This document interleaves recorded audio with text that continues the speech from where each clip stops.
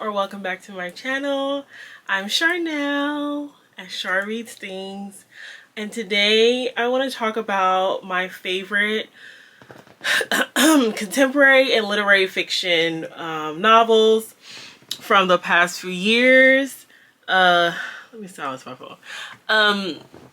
So y'all, I usually talk to y'all about like whatever contemporary or literary fiction book I read like in my monthly wrap-ups, but I realized I haven't done a dedicated video, like a sit-down book recommendation video specifically on that genre. I know I've done a few romance dedicated videos, like recommendations. I haven't done and I've also done historical fiction recommendations for y'all, whether in shorts or in long form. So today we're gonna talk about some of my just favorite contemporary and literary fiction books. These are by Black authors. No surprise. Y'all know that's mostly what I read is Black authors from the diaspora, whether it's Black American, African American, authors from the continent, or Caribbean authors, and everything in between. Y'all know I just love my Black authors, like, cause that's just it's just what it is. But I do sprinkle in other authors too. Like I just started reading like Palestinian authors last year, with Etaf Rum being my first one. But anyways, long story short, let's get into I have 10 books, I believe. I'll put it in the title. You'll know how many books in the title, but I think I pulled 10 books that just spoke to me from the bookshelf. Like, recommend me.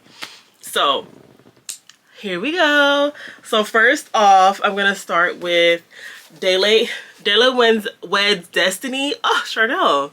Dele Weds Destiny by Tomi Obaro. I believe this is Nigerian. Yes. Nigerian author, Nigerian story, Nigerian characters. Blackity black. So I'll read little snippets of the synopsis from each book for y'all and just tell you a little spiel about why I love it and why I recommend it, okay? So Dele Weds Destiny, this is about three friends, Funmi, Enitan, and Zainab.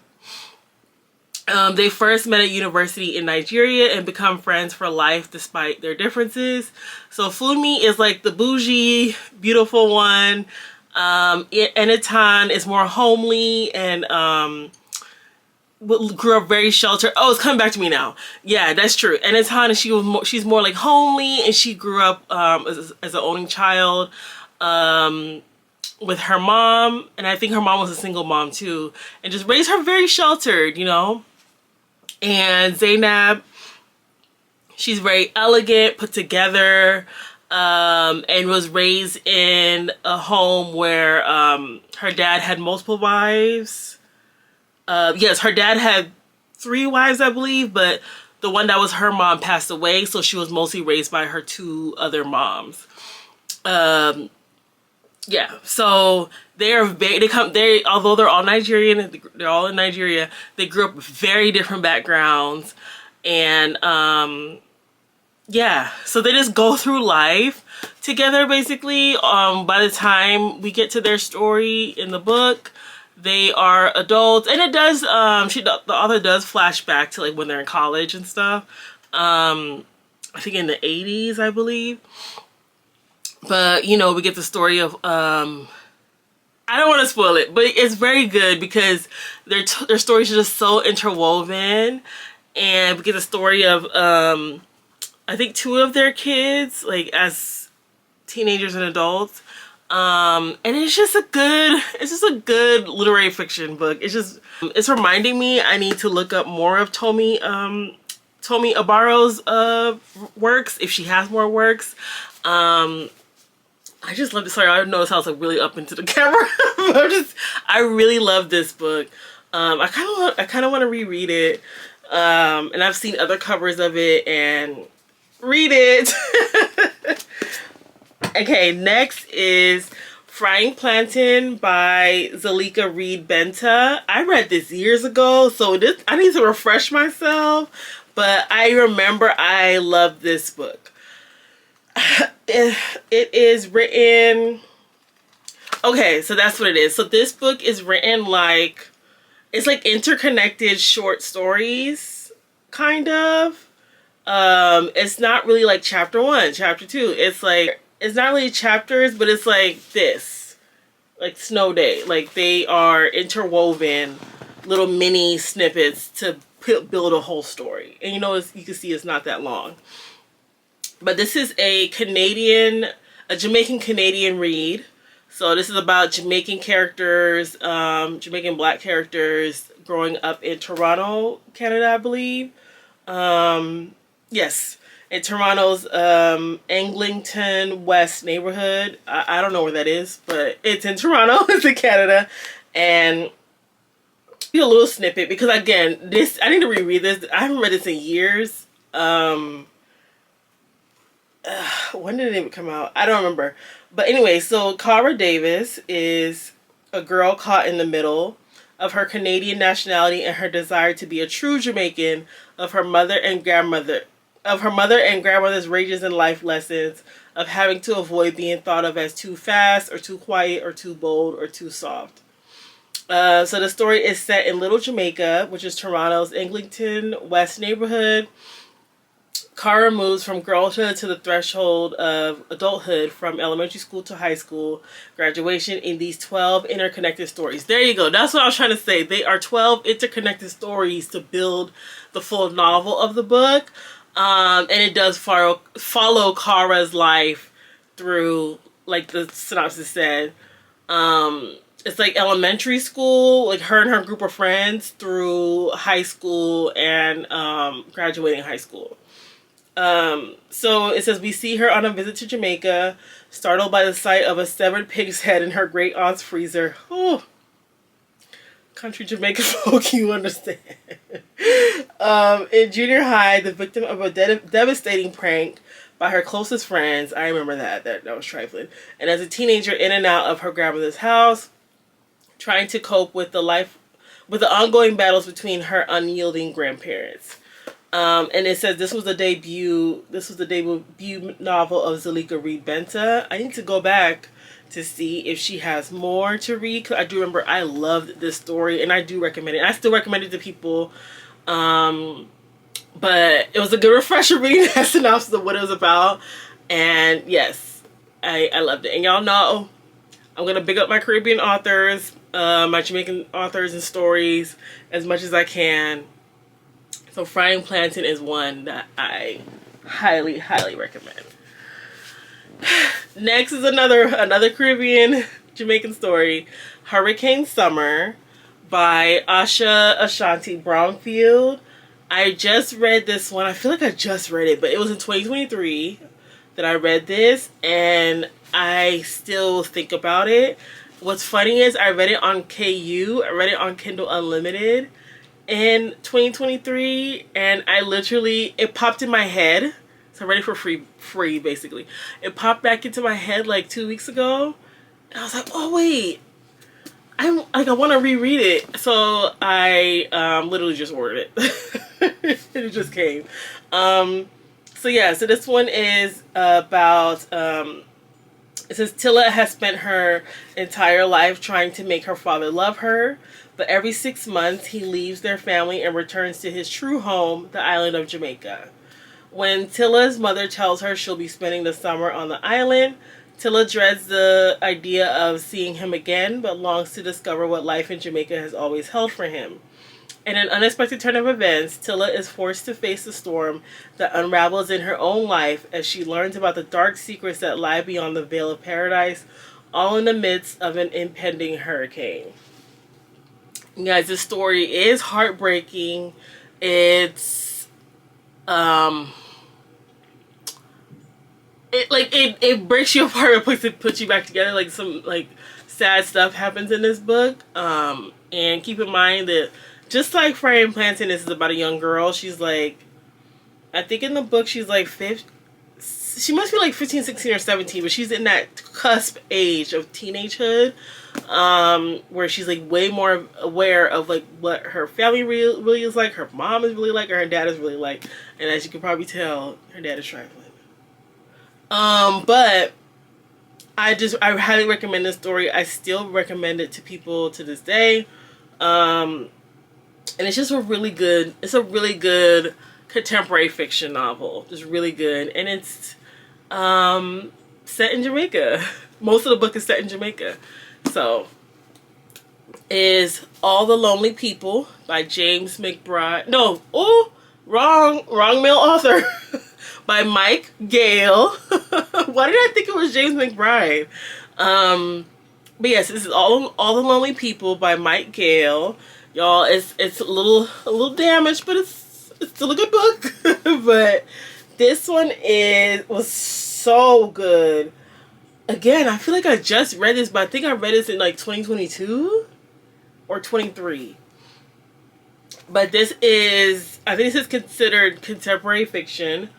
Okay, so I'll just give you a little synopsis. It says, in weekly phone calls to his daughter in Australia, widower Hubert Bird paints a picture of the perfect retirement in London, packed with fun, friendship, and fulfillment. But it's a lie. In reality, Hubert's days are all the same, dragging on without him seeing a single soul. Until his daughter says she's coming for a visit, it's good news that turns out to be the worst news ever. News that will force him out again into a world that had made him suffer for being a black immigrant from Jamaica, the same world he has long since turned his back on. Now Hubert faces a seemingly impossible task to make his real life resemble his fake life before the truth comes out. So, this story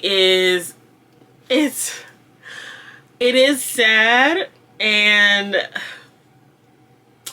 it's sad, but it's so like hopeful.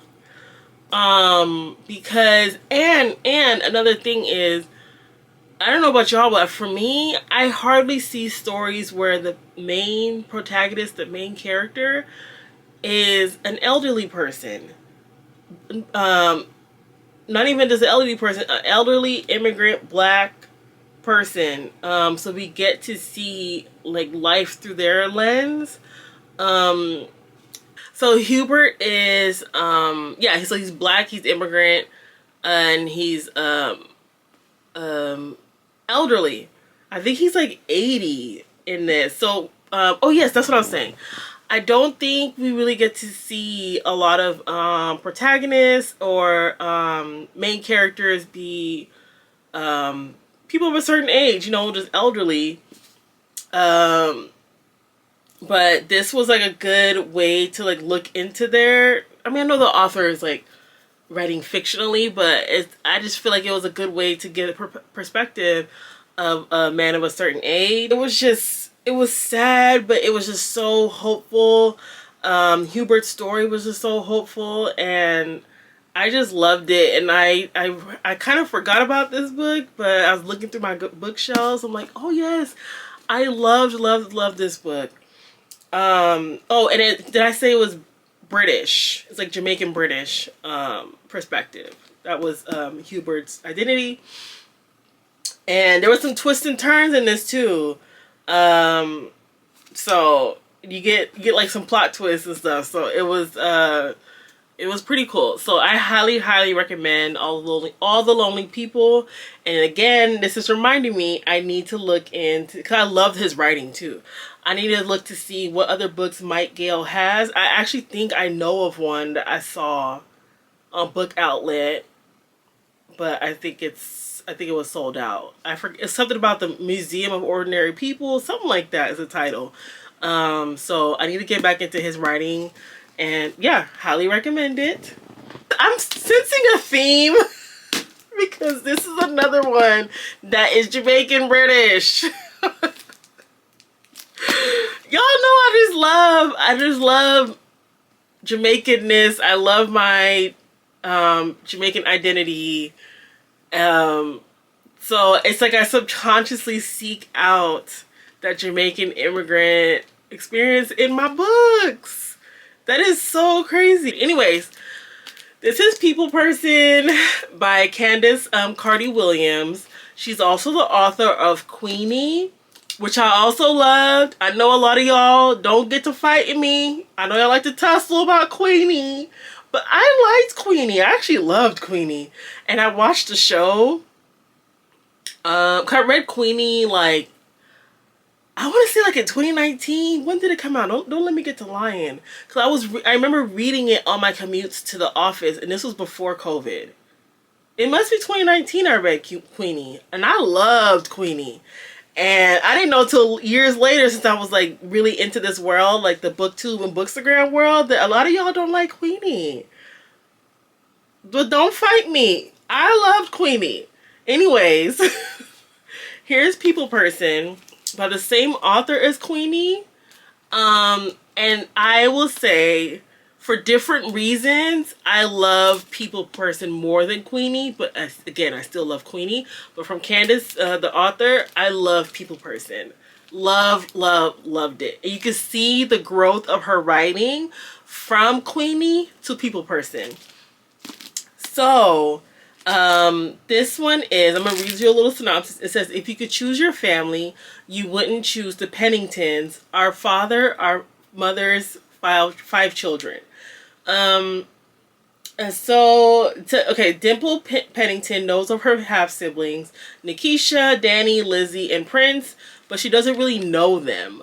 They're 5 people who don't have anything in common except disappointment, fake memories of being driven through Brixton in their dad's gold Jeep, and some pretty complex abandonment issues. Besides, Dimple has bigger things to think about. She's 30 and her life isn't really going anywhere. An inspiring lifestyle influencer with a terrible and wayward boyfriend, Dimple's world has shrunk to the size of a phone screen. Despite a small but loyal following, she's never felt more alone in her life. That is until a dramatic event brings her half-siblings crashing back into her life. When they're all forced to reconnect with Cyril Pennington, the absent father they never really knew, things get even more complicated. So, another book with ancient dad. But again, this is so the dad, I think the dad and most of the moms in this are black Jamaican, British Jamaican, I guess I should say. But again, so this is about Dimple and her 5 siblings. And she doesn't really know them. They all share the same dad, but the only way he raised them together was, like she said, every once in a while, like barely, every once in a while, he'll have all of them in his car and they'll be driving around the streets of London, I guess, Brixton in the UK. And yeah, but as adults, they come together after one crazy event. I remember now. There was a crazy event where it's just like Dimple was going, she did something, and the only people she could think to call was, the only person she could think to call was her big sister. And it was so good. Like, everything goes from there. Highly recommend this one. If you didn't like Queenie and you haven't read People Person, try People Person. Because you probably would like this if you didn't like Queenie. And if you did like Queenie, I liked this author's writing too, so highly recommend it. Alright, next is Such a Fun Age by Kylie Reed. Let me give myself a reminder. So it says, what happens when you do the right thing for the wrong reason? Alex Chamberlain is a woman who gets what she wants and has made a living with her confidence-driven brand, showing other women how to do the same.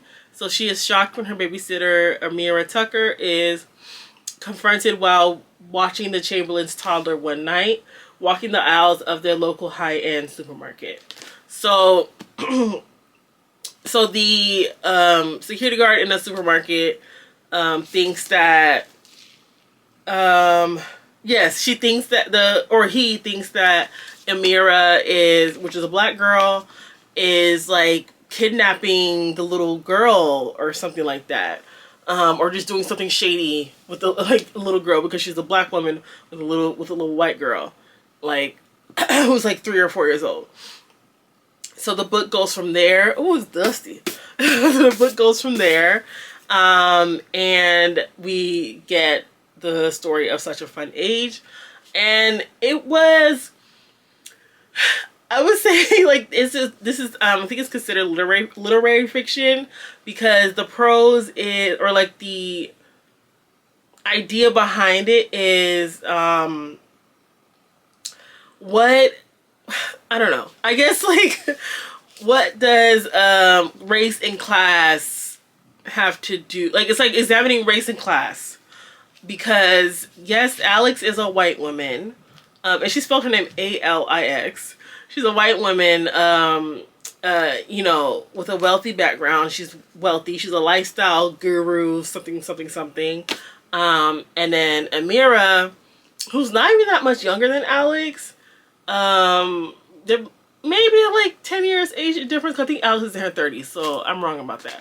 And Amira's like in her mid-20s. So Amira is like wayward. She's like, doesn't know what to do with her life really. And she's like, a little bit past college age, so she's just nannying. You know, we've all done it.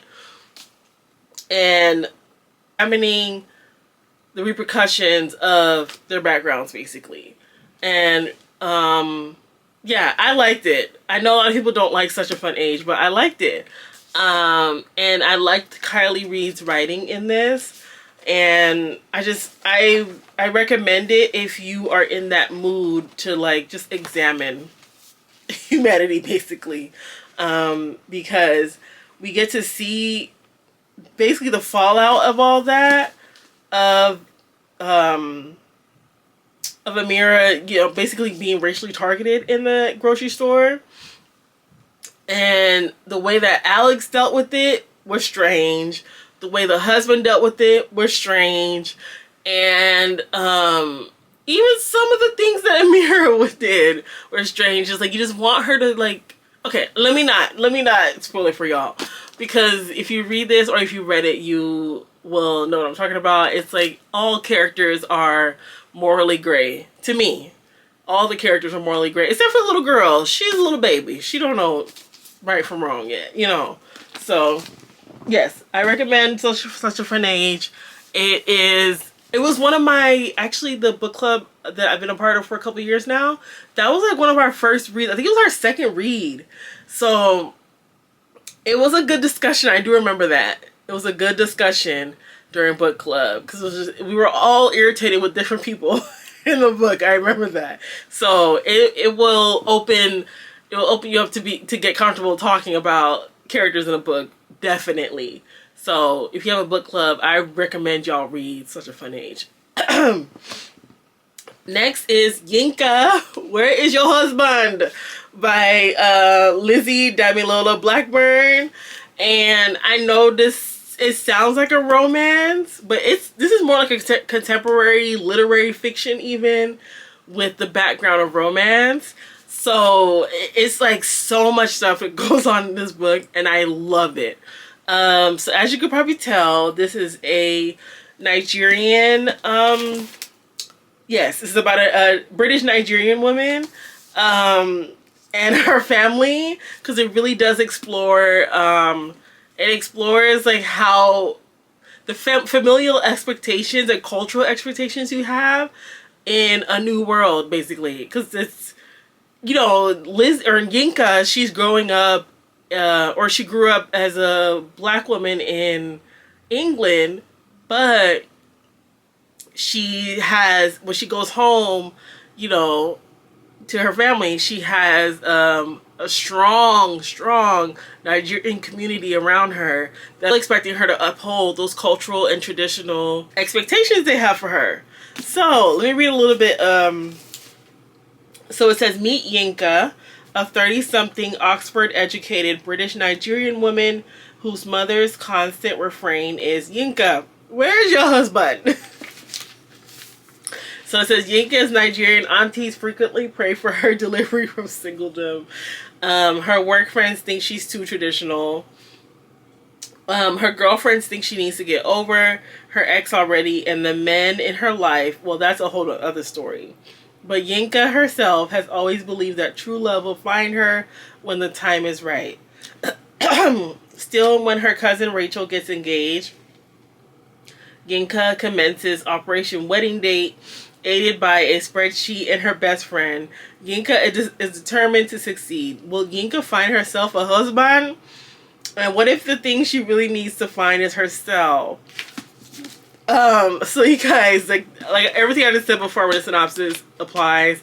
I love this one, and I feel like I think I read it years ago, but I feel like it's sort of having a resurgence of popularity, at least on Bookstagram. I'm noticing people more and more posting about it. And Aardvark Book Club, I think it was one of their books like in December of 2024. So it's like a resurgence of this one, like getting more popularity again, and I love it. And I think it's a new cover. That's what it is too. There's a new cover. So I want y'all to read this. It's funny. It's sort of like Such a Fun Age. This is an exploration of expectations on Black women, and in this case, a Black, British, Nigerian woman. Like when you have that multi-identity thing, boy, I feel it. Like, but yeah, I love this one, and I still recommend it to people, and I love that it's getting popular again. So read this one. Next is Sky Full of Elephants by Sibo Campbell. You guys, this one is a book, y'all. What is this? Oh, I thought something was sticking out of it. Let me read y'all the synopsis. In a world without white people, what does it mean to be Black? It says one day a cataclysmic event occurs. All of the white people in America walk into the nearest body of water, and they drown. D-I-E. A year later, Charlie Brunton is a Black man living in an entirely new world. Having served time in prison after a wrongful conviction, he's now a professor of electric and solar power systems at Howard University when he receives a call from someone he wasn't even sure existed. His daughter, Sydney, a 19-year-old left behind by her white mother and stepfamily. And that's all I'm going to read for y'all for this one. This one is technically a sci-fi speculative fiction novel, but in certain spaces I'm noticing this is considered literary fiction also. Like, for example, on my Goodreads, it says it's sci-fi, literary fiction. So I'm going to include it in this stack as a literary fiction read, because it is very speculative fiction, very sci-fi fiction, science fiction. I guess sci-fi is fiction. Anyway, so I'm going to include it in that. So if you're interested in, or if you are a reader of those genres and you're still looking for literary fiction recommendations from me, this is it. This is it. At least you won't be bored, because there's some stuff going on in this book. I read this last year when it came out. I want to say like a month after it came out. So it's still fresh on my mind, because it came out like in October, I think, of 2024, and I read it in like November. Y'all, I love this book, and I recommend it especially to Black people, because okay, let me just say this. You know, like we go through, like, as a Black people, as a people, we have historically gone through a lot. We are going through a lot currently, and we're bearing the, like, for example, our ancestors went through so much that in our DNA, we still carry their trauma, right? And we know our trauma is at the hands of right? We know that. This book explores, if these people went away, what would we look like? Like, what would our society look like? And there is still some things to work out. Like, this author, he really drives that point home. It's not all, I don't want to say it's not all their fault. That's not right. I'm saying there's still problems within our communities, because we're not a monolith. There's still some problems that it will still, we will still hurt each other, basically, is what I'm trying to say. We will still hurt each other. We would still do atrocious things to each other. Although in this book, by the end of it, you're like, what? WTF? But I loved it. I remember giving it 5 stars. I loved this book, and it really opened my eyes to speculative fiction. And then it really did. I had conversations with friends who read this, where we're like, what the F? Like, or like asking that what if too. Like, if this really happened, what would it look like?